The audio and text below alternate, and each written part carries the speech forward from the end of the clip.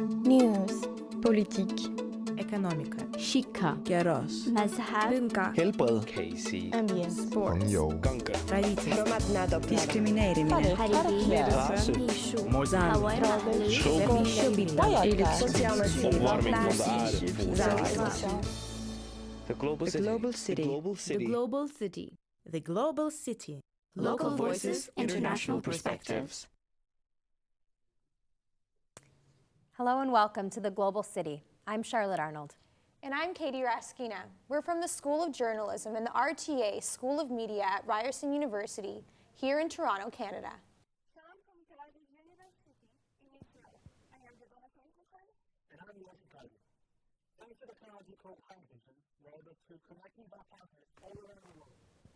In real time, without any satellite. The Global City is produced by university students from around the world. Today's episode will explore international responses to the Syrian refugee crisis. Stay tuned for our second show, when we'll bring you more from our partners in Australia.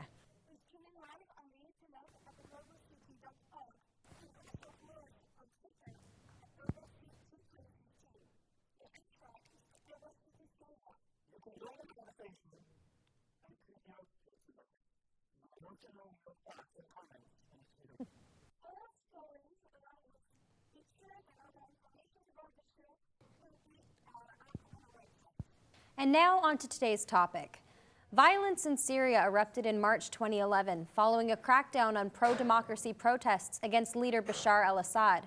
Since then, the political unrest has spiraled into a series of interconnecting conflicts, and average civilians have been caught in the crossfire. At least 250,000 Syrians have died in the crisis.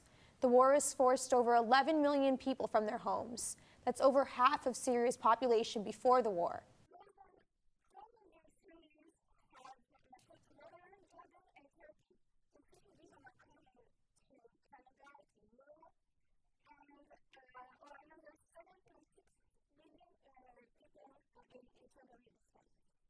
Canada recently elected a new Prime Minister.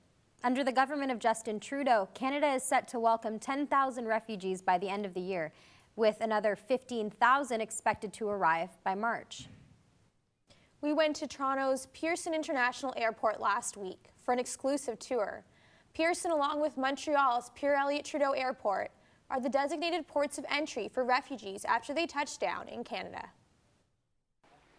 Welcoming thousands of Syrian refugees to this country in a relatively short period of time represents an historic undertaking. We've worked to set up temporary ports of entry here in Toronto at the Pearson International Airport infield terminal and in Montreal. All partners have come together in an unprecedented way to provide the best possible welcome for these Syrian refugees. We've established a welcome center here at the infield terminal that will provide services to the newcomers upon arrival. For example, Service Canada officials will be on site to issue social insurance numbers. We will also be providing food and drinks, areas for the newcomers to rest in the terminal, a play area for children where they can just play, and we'll be distributing winter clothing for all as well. Most government-assisted refugees will also begin to be transported onto their destination communities soon after arrival with the aid of my department. Here at the temporary port of entry, the Canada Border Services Agency will be working closely with the Public Health Agency of Canada, who will be on site as refugees arrive and will take care of any travelers should anyone display signs of illness. This is the largest refugee crisis we in this country have seen in a generation. Many Canadians are coming forward, however, offering the refugees a new home. For that, we are very grateful, and it makes us very proud as Canadians. Well, you guys have a great setup over there. But what was it like when the refugees arrived? Well, Leroy, the first big group did arrive last Thursday, and it seemed to be a really emotional event for our city. Our main newspaper, the Toronto Star, even published an editorial on its front page, which made it very clear that we're sending the message of welcoming the newcomers. Our Prime Minister was also at the airport. He was there welcoming refugees himself. He was there along with other government officials. Now I'm just wondering, what is the situation like in Israel? You know, will you ever see a scene like we saw at our airport? That's unlikely to see because despite being so close to Syria, our government has not taken a pro-refugee stance. It's a complex situation. I was dedicating service met with Elizabeth Sokol. She is a researcher at the United Institution for Progressive Research. She is a specialist on the Syrian conflict. Karen asked her about the Israeli position. Let's see what she had to say. תודה שפגשת אותנו. אני אשמח אם תוכלי לספר לנו על הקשר שלך לסוריה. אחרי תחילת ההתקוממות אני עוקבת ברמה מאוד מאוד קרובה. יש לי הרבה מכרים, אנשי קשר בתוך סוריה, וסורים שהפכו לפליטים. ואני בעצם מדי יום מבלה שעות בעצם במעקב אחר מה שמתרחש בסוריה. בגלל הקרבה הגיאוגרפית של ישראל לסוריה. האם ישראל צריכה לקלוט פליטים? אני חושבת שמבחינה עקרונית כן. מבחינה פרקטית אני חושבת שיהיו בזה הרבה מאוד בעיות. עכשיו המשמעות היא שאם אנחנו נשים אנשים לפה, צריך להטיל עליהם פיקוח מאוד מאוד קפדני כדי למנוע מצב כזה. התוצאה היא שלילה של זכויות מאוד בסיסיות כמו חופש תנועה, חופש עיסוק, זכויות בסיסיות שבאמת מגיעות לפליטים. וכל השכנות של סוריה הן כולן מדינות עם כלכלה הרבה יותר חלשה מאיתנו, עם אבטלה גבוהה, ולכן בעצם הפליטים שמגיעים מתחרים באופן ישיר עם אזרחים על עבודות. בעוד שנגיד בישראל זה לא המצב כמעט. זה גורם לי לשאול האם הם בכלל יסכימו לקחת את העזרה הזאת. אם האנשים האלה נגיד יברחו לפה ויחיו פה והדבר יתגלה והמשטר לאחר מכן יכבוש את השטחים שהוא איבד, בעצם שאנשים ברחו מהם, יכבוש את השטחים שכיום בשליטת האופוזיציה. האנשים האלה יהיו בצרות מאוד גדולות, הם יחשבו לבוגדים והם באמת יהיו בסכנה. איזה נקודות מגע יש כרגע בין ישראל והגופים שלה לבין הפליטים שנמצאים, אני מניחה, בצד הדרומי של סוריה?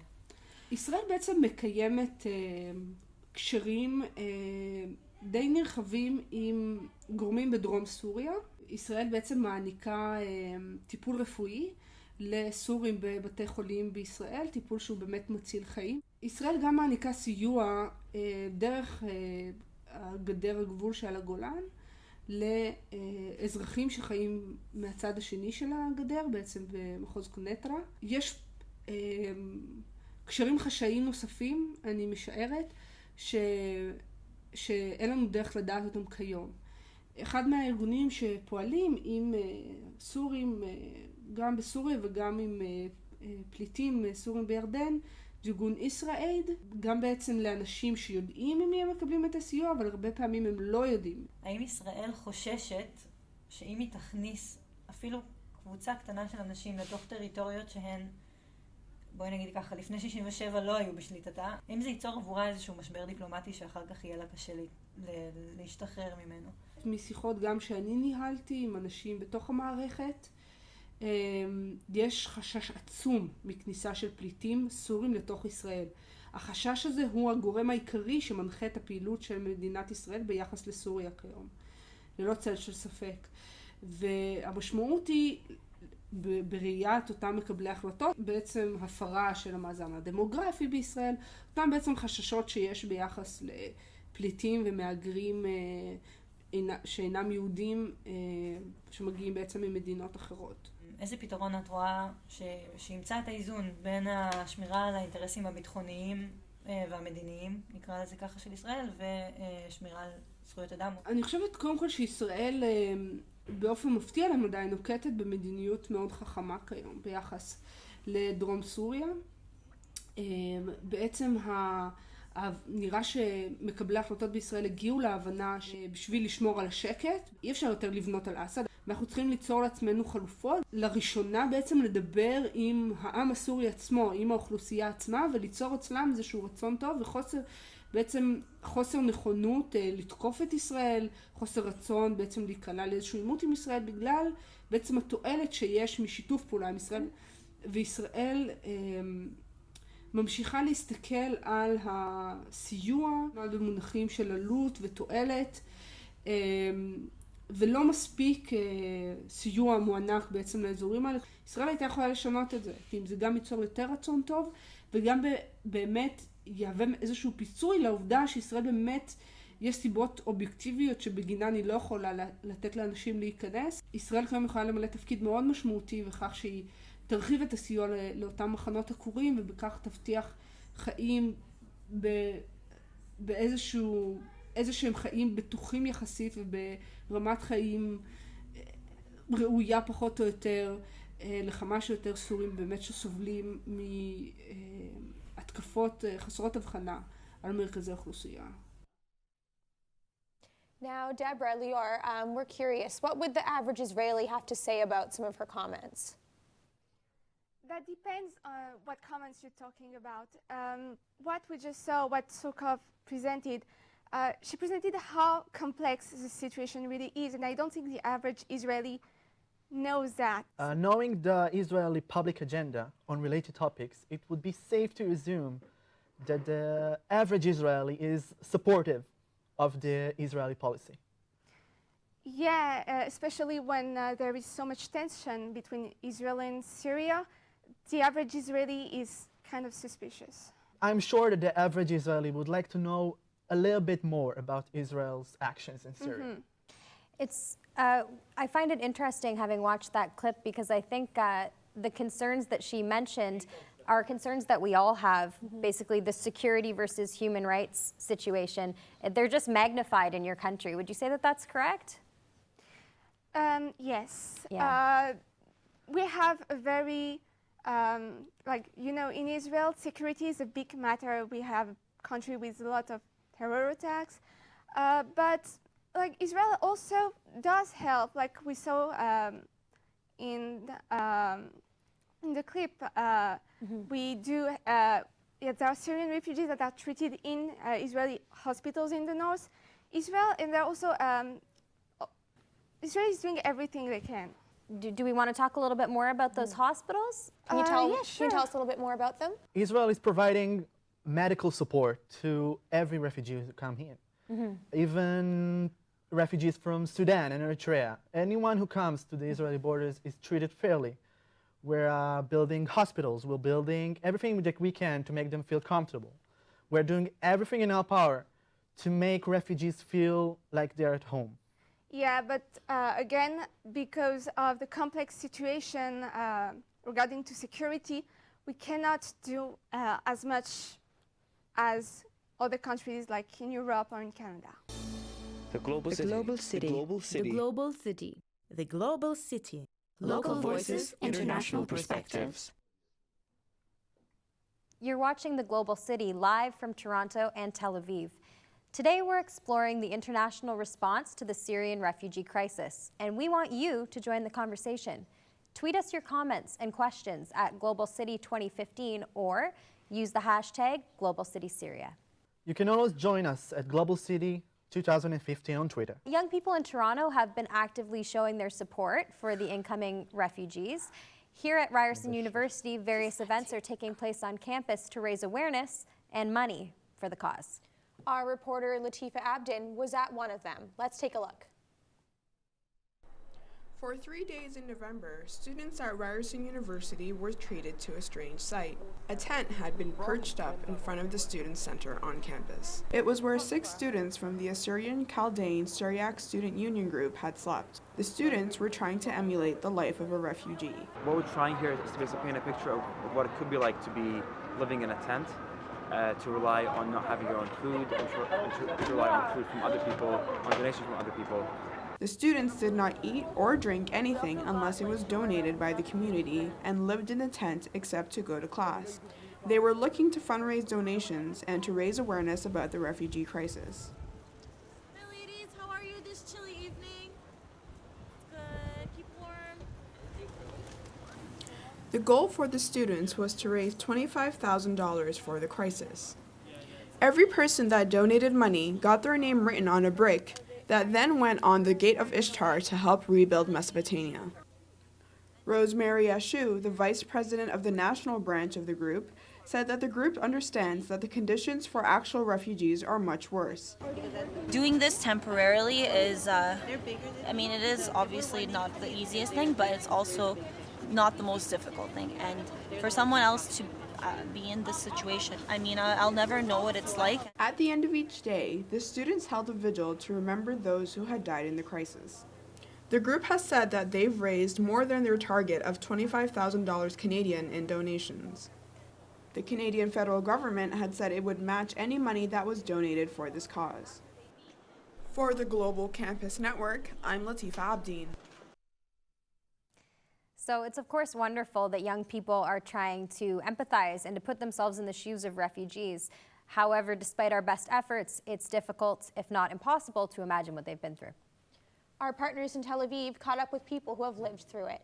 Well, as we mentioned earlier, no Syrian refugees are settled in Israel. However, almost 45,700 asylum seekers are still here. Oscar, Emmanuel, and Asmais are asylum seekers from Africa. They live here in Israel under different visas. Our reporter, Steven Schuster, talked to them about what it's like to be a refugee here in Israel. בישראל 2015 חיים עשרות אלפי פליטים אפריקאים. למרות שהם טרודים בשגרה קשה, המשבר הסורי והמוני הפליטים שיצר לא חמקו מעיניהם. פגשנו 3 פעילים קהילתיים כדי לשמוע מה נקודת המבט שלהם על המתרחש שם. שאנחנו רואים אותו במצב כזה וממש מצב מזעזע, וכבר המקום נראה כאילו הרסו את כל סוריה, ואנשים כל יומיים אנחנו רואים אותם כמה הם מתים וכל הסורים בורחים, ועד השנה האחרונה לאף אחד לא היה אכפת מכל העולם, כאילו עוצמים את העיניים ומסתכלים, כי זה לא מעניין אותם.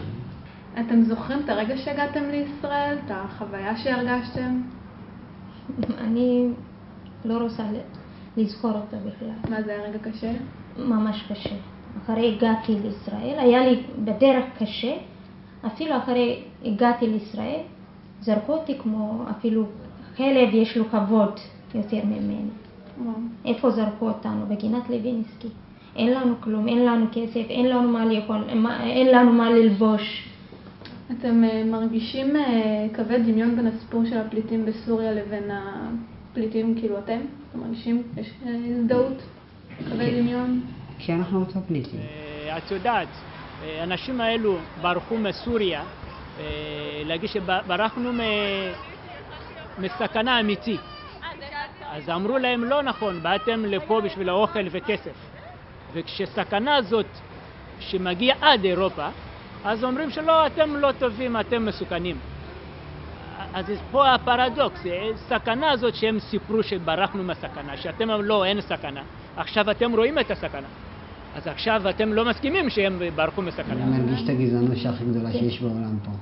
אפילו יותר מהארץ שלכם? כי בארץ שלי זה היה דיכוי. זה מישהו שהיה שלטון והיה שולט במדינה ואין לך חופשיות לדבר ואתה לא יכול להסתובב חופשי ואתה עבד לשלטון אחד, מגייסים אותך בכוח לצבא ואתה לא יכול להסתובב חופשי מעיר לעיר, מכפר לכפר, ואתה לא יכול גם ללמוד.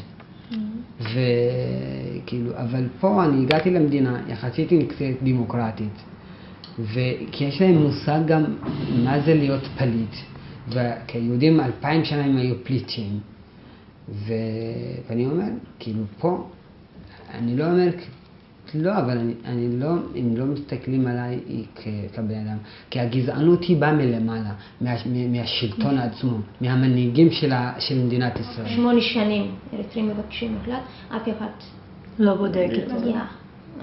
בגלל זה אין לנו מעמד פה. החיים שלנו זה ממש קשה.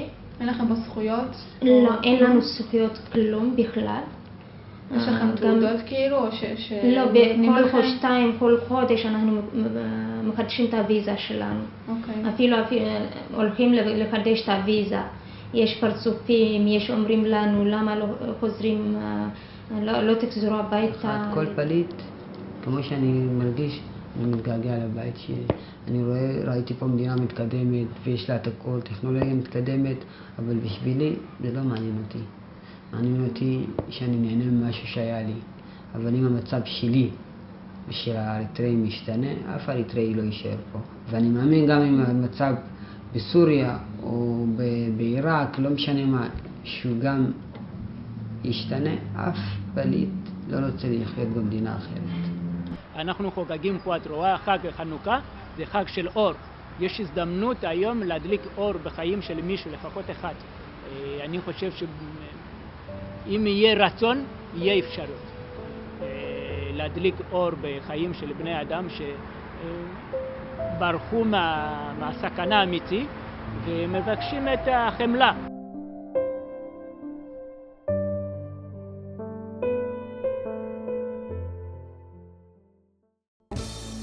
The global city. The global city. The global city. The global city.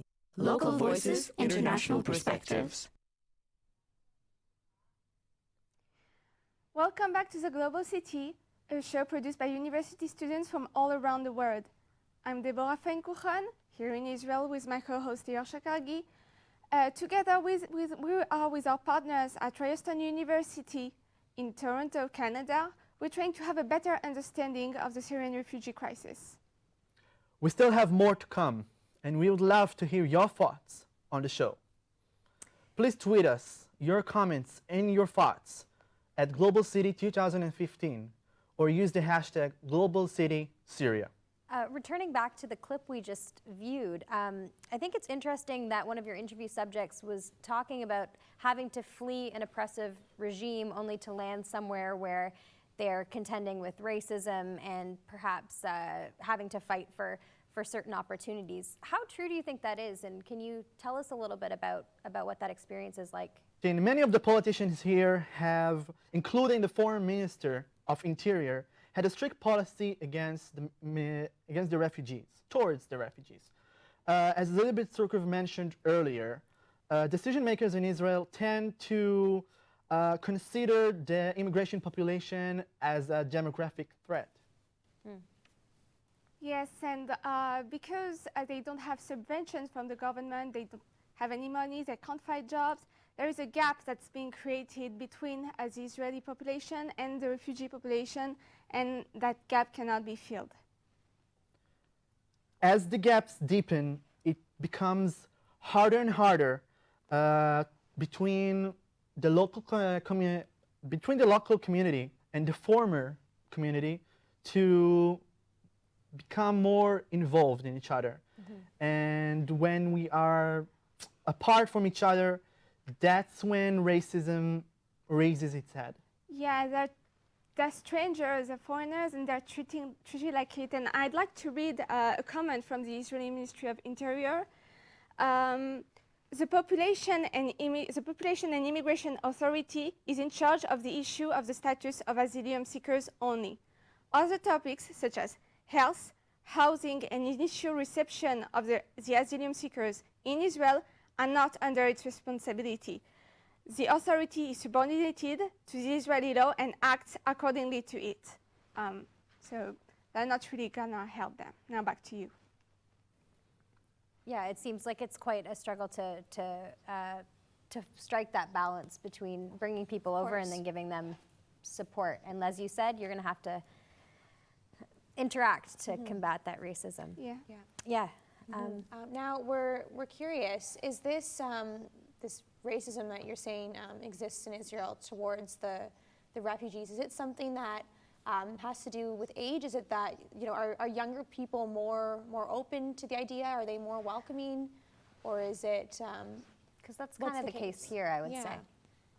Yes, obviously the younger population, I think it's like that in every country, tends to be more open to refugees. Just last year there have been manifestations, people that went on the street to protest against the way Israel treats the refugee population. And yes, there's a change in mentality. That's great to hear. Maybe change is coming then. We all have work to do in that arena. So not only is the journey to seek asylum an often difficult one, no matter where you are, but once here in Canada, refugees will come across a lot of paperwork and red tape. So to help us understand the immigration process, we spoke to refugee immigration lawyer Shelley Levine. The refugee hearings that we attend before are before a federal tribunal called the Refugee Protection Division of the Immigration and Refugee Boards. It's a federal tribunal. It's the biggest tribunal throughout Canada. The process for obtaining refugee status at a tribunal hearing requires the board member to hear evidence that the claimant gives in order for the claimant to establish that they fit the convention definition, which is a very specific definition as to what basis for fearing returning to their country they have. The Immigration Refugee Protection Act defines what a convention refugee is. It would basically be a person who fears persecution in their home country as a result of things like their political opinion or their religion, their membership in a particular social group, and so on. So there's a very set definition of what a convention refugee is. And for example, a person that has fled, Bangladesh is a country that often suffers from flooding, a natural disaster, almost annual natural disaster that occurs in that country. That's not the kind of refugee that the convention protects. The convention protects people against man-made problems. So Canada has recognized convention refugees and has set up a variety of ways that refugee claimants can make their claims. Refugee claimants that can make their claims when they arrive at our port of entry, or they can actually make inland claims as well. The next way that refugees are accepted into the country is by Canada actually going overseas, and we choose individuals that we think would be suitable, and they are brought back into the country as convention refugees. The other process that we're hearing a lot about in the news is sponsorships. So Canada has allowed different kinds of groups that can come forward to sponsor refugees. When these kinds of sponsorships are done, they're called private because it's not directly through the government, but there's often programs that involve both the government and these private groups that work in tandem to bring refugees over to Canada, and we're seeing that in the case of the Syrian refugees. Now, Leroy and Deborah, in that clip, Levine, he defines refugees as people who are, they're fleeing because they have fears of being persecuted. But there can be also other reasons why people want to flee their country. Yes, of course. Yeah, people can want to flee the country because of, for example, natural disaster. Yes? Yes, they want to, they are prosecuted, they have natural disasters, they don't like the regime, they are not successful as they want to be. And also, like, we need to define what's Is persecution. It governmental persecution? Are there like army forces? Sometimes people want a better opportunity for themselves and for their family, so they go to another countries. They don't just have to flee the country because they dislike it. Right. Now, Levine, in that clip, he also mentions that refugees can be privately sponsored. Here in Canada, majority of the refugees that are coming into our country, they have been privately sponsored. Now, I'm wondering, is any of that going on in Israel? Do you have some individuals who are privately helping the refugees and bringing them into Israel? Yes, of course. There are private organizations that do help the refugees. Not, like I said, not especially from Syria because we don't have so many. But from Eritrea, from Sudan, yes, there are private associations, private organizations that do give money, subvention, that do help them.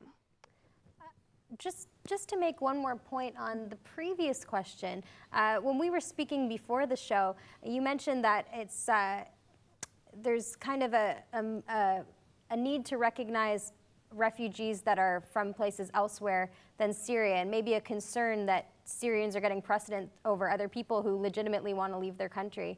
Could you speak on that? Well, yes. So the situation here in Israel is kind of complicated, like with security. So Israel has chosen not to accept at all refugees, except from the ones that are treated in our hospitals in the north.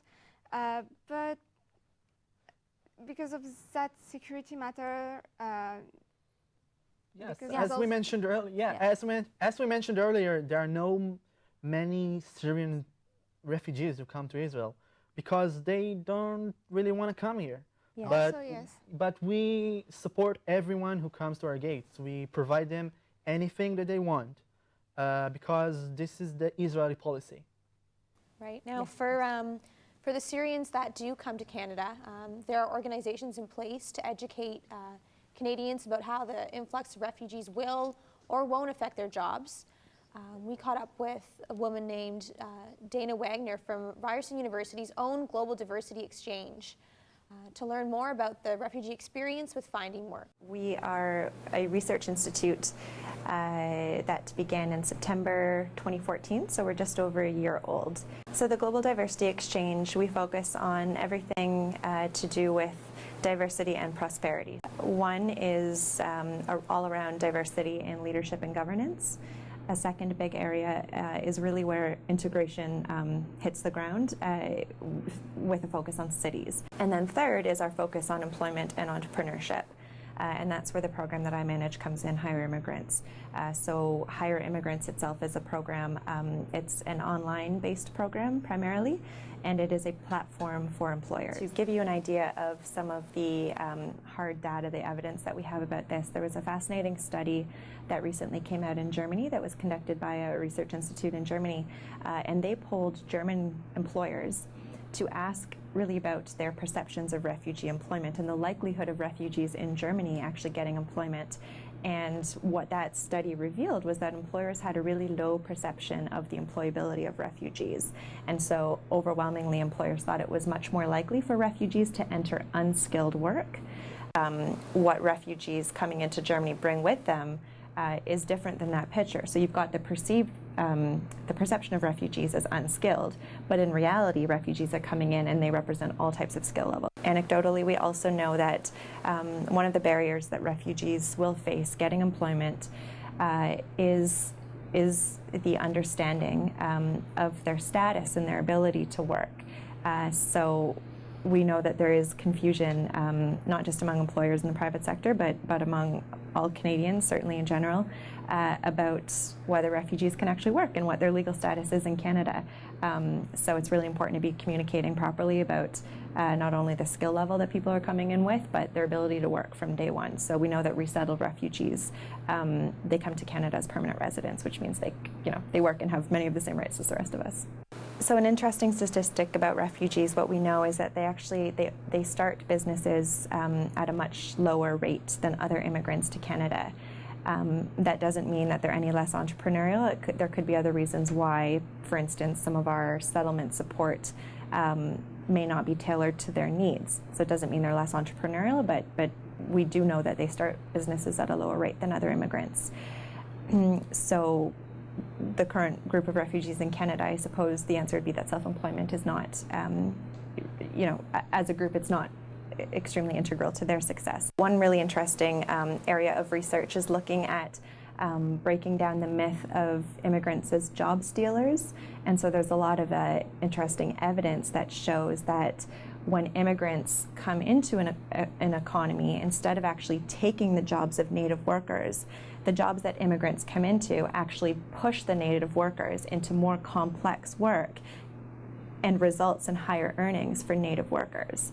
So that's an incredible piece of evidence that really shows the real benefit of immigration. So overall, yes, immigration is integral, and the more we have, the better. Hi, Deborah and Leroy. Hi. Hey. So we have a question for you. We would like to know, is there any voices against the coming of the Syrian refugees to the borders of Canada? Especially after what happened in Paris after the terror attacks. Mm-hmm. Of course. Yeah, I think those voices are definitely there. That concern is definitely there. I think it's more though among the older generation compared to the younger one, right? I don't know. I might disagree. Yeah. I think yes. Particularly the week after that was definitely a point of discussion. We get a lot of American media, and that's a very popular topic of discussion in the States right now during that presidential election, for better or for worse. So yes, that voice does exist. I personally have been pleasantly surprised at the general positivity of the dialogue, but. Yeah, I think people definitely were scared. Speaking for myself, like I said before, I think among young people we're a little bit more optimistic about things. But I think for myself, after the attacks happened, I definitely was. I was a little bit hesitant about everything, and I kind of stopped, and I wanted to know, what was the Canadian government doing to make sure that the people we were letting in, weren't terrorists, or they weren't a part of any of these organizations or, to make sure that they were coming to our country for the right intentions. What's also been useful, I think, is having a face to put to this whole crisis. So a lot of the media coverage in that paper that we mentioned, the Toronto Star, and in others, has revolved around introducing some of the actual families that are getting off these flights and kind of taking away that barrier between thinking us and them and making it a little bit more, this is the face of someone who could be your neighbor. Yeah, and once you get to meet these people, or you hear their stories, you realize, wow, they're not that much different from who I am, and what my family's like. And I think once you meet those people, the fears they slip away a little bit. Yeah. And I mean, as far as the argument that there's maybe one out of however many that could be up to, that could harbor negative feelings towards Canada, I think that's true of our existing population as well. I guess that's where we would come down. What do you guys think? That's it's a complicated issue because yeah, you guys have a unique set of concerns. Absolutely. Yeah, we have different concerns, and the situation is completely different here. Like, we don't have the thing that she said, that the whole they're taking our job stuff, because we're a country with a lot of immigrants. We're a country that is built on immigrants. So we are used to welcome a lot of population, Jews from other countries who wish to make their life in Israel. We don't have those concerns here. Yeah, that's great, and that's something that both of our countries have in common, is that we both are built on refugees, as you said, or not, on immigration, as you said. So yeah, we have that in common for sure. Yes, we sure have. Well, there's a lot of misconceptions about between the older generation and the younger generation, and about how immigrants are taking jobs, and that's really concern here. A lot of prejudice, and that's the gap between the two generations. Yeah. Well, and yeah, there's a gap between understanding between generations, between countries, and I think it's really valuable that we're having this discussion with you guys. That's why it's so important to have conversations like these. Yeah. The global city. The global city. The global city. Local voices, international perspectives. You've been watching The Global City. We're continuing our discussion on the Syrian refugee crisis with a second show we're producing with the University of Queensland in Brisbane, Australia. Meanwhile, head over to our website, theglobalcity.org, where you can watch extended footage of the stories you have seen on our show. We want to leave you with this. It's not just Syrians who are being forced to leave their homeland. The global migration of people fleeing war zones is at a fever pitch. Now more than ever, the global community needs to work towards lasting resolutions to these conflicts so that refugees everywhere can return home. Thank you for tuning in, to The Global City on Global Campus Network. Thank you, Charlotte. You've just mentioned a very important thing for the people in Israel. Surely it is important to help the immigrants to arrive to their home very safely.